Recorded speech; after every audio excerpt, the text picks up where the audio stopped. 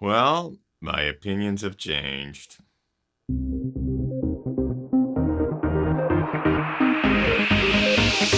Ginger Runner.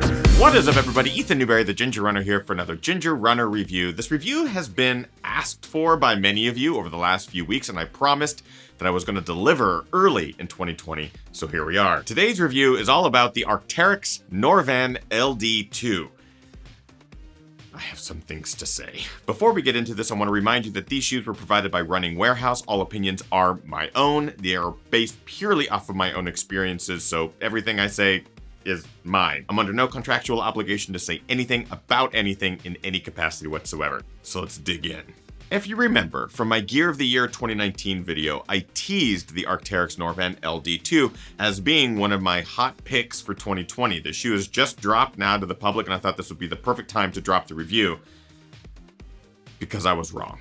I know you're probably shocked. You probably just let out a big or a uh-huh. But it's true, and this is why I put all of the gear I review on this channel through a long testing period. I like to put at least 50 or 60 miles on every pair of shoes that I wear because things change. Oftentimes, I'm pleasantly surprised. A shoe, after you break it in after 15, 20 miles, can be a completely new experience and full of joy, and you get to learn things about the product that you don't when you pull them right out of the box. This is one of the very few times that a product has actually changed in a more detrimental fashion the longer I wore it. It's like the longer I wore it, the more I struggled with it. So what do we have here? So the Norvan LD2 is obviously the second version of a shoe. I did not get to test the LD1. I have heard experiences from friends who ran in that version of the shoe that it was very good, a very solid shoe that did have durability issues. So with this, I found the Norvan LD2 to be a solid, very durable, neutral trail beast with plenty of grip, a nice responsive yet snappy midsole, reminiscent of the Salomon Sense Ride version 1, which is one of my favorite trail shoes from 2017 and 18. Just had a bit more structure, a bit more stiffness, more aggressive outsole, and had no durability issues that I could find. So I was actually really excited about this shoe. It has all the parts of what I thought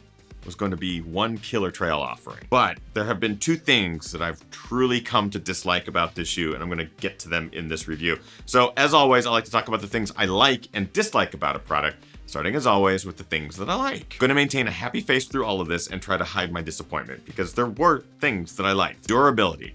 This thing keeps going. It keeps going and going and going. The materials that Arc'teryx is using, from the mesh, the welded overlays, the midsole, the outsole, all of it in combination makes for a shoe that is bomb-proof. I mean, this thing isn't coming apart. The seams aren't splaying. The welded overlays alone are incredibly artistically done. There's no stitching whatsoever. It's a magnificent looking, durable shoe with materials that will last you for a long time. It certainly doesn't seem to suffer the same fate that I heard the version 1 did. So that's a good thing. Grip. The outsole being made of Vibram rubber. It is the Vibram light base outsole. It's super durable, very grippy, and works in all inclement conditions. Arc'teryx being a Canadian, British Columbian company, they know how to deal with the elements. All of their gear is notorious for holding up in all sorts of weather and inclement conditions. This shoe is no exception. I really love the grip of it. I'm running in muddy conditions, snowy conditions, roots, rocks, everything in between. And I haven't really had issues with grip whatsoever, which is saying a lot. Looks. I'm a sucker for a clean, simple looking shoe. In this case, it's just a really bright green yellow, obviously covered in a lot of dirt. That's my doing. But I certainly hope other shoe manufacturers can take a note from what Arc'teryx is doing here. Beautiful colors, complementary colors. This isn't the only color version of it, and they're all just solid. Arc'teryx's lookbook has always been something about simplicity. They go for the good quality colors. Their design aesthetic is really appealing, really modern and clean, and I appreciate the looks of this shoe. And finally, the midsole material. So this is something that I did enjoy. As I mentioned, it's very similar to the Salomon Sense Ride series. I enjoyed it for its responsiveness, its ability to go long distances in comfort. It is what made me fall in love with this shoe early on, and what made me claim that this shoe could be one of the new pairs that you would have to look out for in 2020 in my Gear of the Year of 2019. I still can't believe it's just let me down so much. So the midsole for me is this shoe's biggest selling point, and some people will really, really love it, myself included. That being said, it's not all koala cuddles and chicken strips. There are some things that I dislike about the Norvan LD2 from Arc'teryx. Let's get to those. Build. So, it is a durable shoe, but almost to a detriment. So some of the materials that they're using in the build have caused an issue. Right here across the forefoot, underneath both sides of the lacing, we're getting major pinching of the materials. There's a lot of glue, a lot of thickness involved. The stiffness of the welded overlay never broke in, which resulted in a problem. On foot strike, as the shoe bends, you get the welded overlay just digging into the top of your foot. It happened on both feet. Depending on how tight you bring these laces together across the forefoot down towards the toe box can influence how badly this feels. That's why early on in my review process, I wasn't getting a lot of that sensation, and it was just bliss of a new pair of shoes. But the more miles I put in the shoes, 30, 40, 50 miles, this sensation got worse and worse. The mesh started to break in, get a little bit softer. The thickness and stiffness of the welded overlays right here underneath the bottom eyelets of the lacing never loosened up and just began to feel like they're digging into the top of the foot, top of the toes, causing all sorts of comfort issues, which is a resultant of the build quality of this shoe, because that is a material issue. Ankle fit. So early on in the shoe process, when you get a new pair of shoes right out of the box, they'll tend to fit the tightest that they'll fit in their entire lifespan.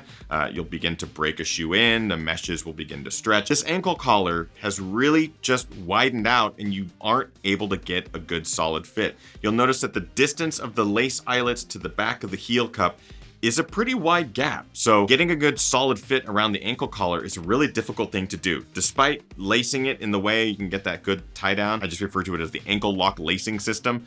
It did not remedy the situation whatsoever. You're able to get the tongue up and around so you can actually tighten it down pretty good, get a little bit of cushioning there underneath the top of the foot. The problem really came in the actual fit around the ankle collar. You're gonna have a bit of loose heel, and the softness and slipperiness of the materials that they use on the inside of the ankle collar don't help by any means. So those were the two main issues I had with the shoe, and they're pretty big dislikes. There's one more dislike, and it's definitely the elephant in the room.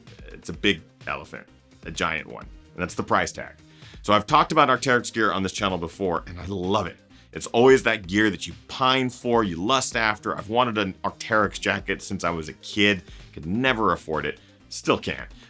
These shoes are 160 bucks. And for that price, I would expect to get a pair of shoes that's going to last me for a very long time, provide me with plenty of comfort, plenty of ultra marathons and training distances.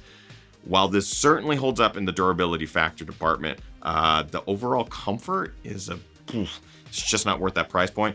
And I know based off the materials that they're using here and the design that they're putting into the shoe, I don't see it justifying the $160 price tag. It's just a lot of money, and I know that you're paying for the brand at that point. But that is it for dislikes. So, in conclusion, my relationship with the Arc'teryx Norvan LD2 started off great. That honeymoon phase lasted for months. I was able to get a good handful of runs in the shoe, rotating between other shoes, not really seeing the initial problems arise. But as things begin to unfold in relationships such as this, you start to see the things that do drive you crazy. And unfortunately, that's really shaped my overall opinion of the shoe.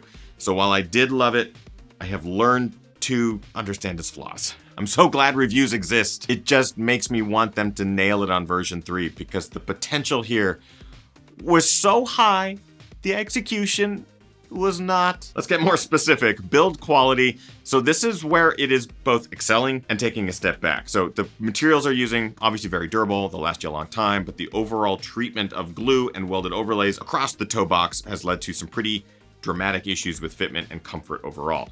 Leading me into comfort, the shoe has a great midsole, super grippy outsole, but the comfort issues arise with that upper material usage. Fit across the toe box was good, minus that issue. It was the ankle collar where I had most of the fitment issues. I think it's an overall measurement problem where the laces need to come back a little bit, just providing you a bit more flexibility in that ankle rather than it just being loose all the time. Price, 160 bucks. It is a steep price point. There are other shoes at that price point across the board, whether trail or road. They usually have some marketing gimmick or something, whether it's a carbon plate or some super durable foam that brands use as an excuse to sort of elevate that price point. I'm not sure, other than brand, why this is a $160 shoe. It's just, it's out of reach for so many people for a shoe that could be so great. And finally, looks.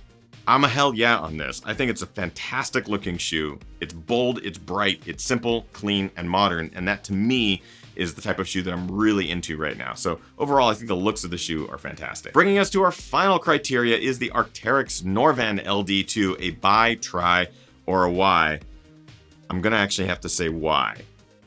Because I know that the potential is there, and I'm hoping version 3, and when it drops, has a lot of these problems sort of fixed. Arc'teryx is fantastic about identifying issues from user base and people who use their products on a regular basis out in the mountains.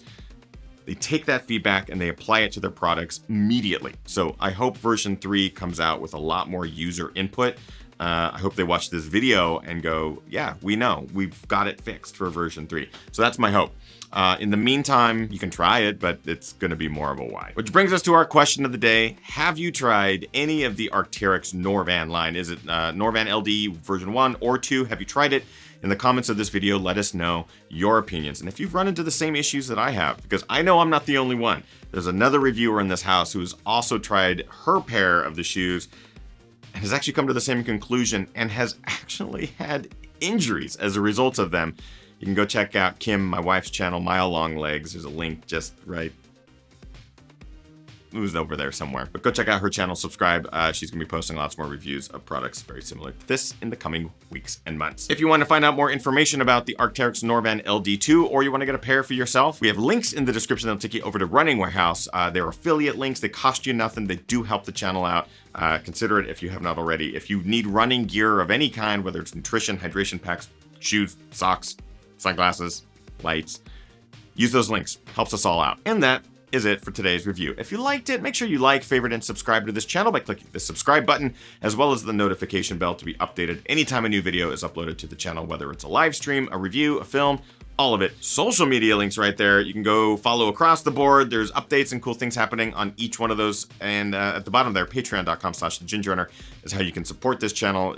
Cool perks on the back end, live streams, all sorts of things just for our GR crew over on Patreon. Consider it if you have not already. That's it. Hope you guys are getting out there, training hard, racing harder, and partying the hardest. I know I am. We'll see you guys next week for some more fun. Lots of stuff coming. Okay?